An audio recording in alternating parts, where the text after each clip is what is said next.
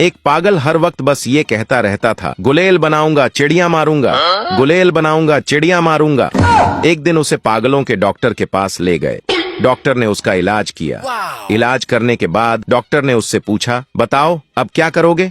पागल ने बोला, मैं वापस घर जाऊंगा, एक लड़की तलाश करूंगा, उसके साथ शादी करूंगा, नौकरी तलाश करूंगा, खूब पैसे कमाऊंगा और अपना घर बसाऊंगा।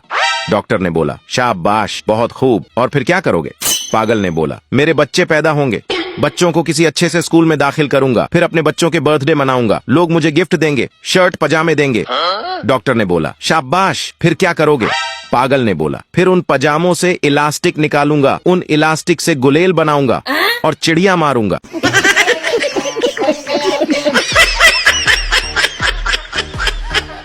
मजीद ऐसे फनी वीडियोस देखने के लिए हमारे अकाउंट को लाजमी फॉलो करें।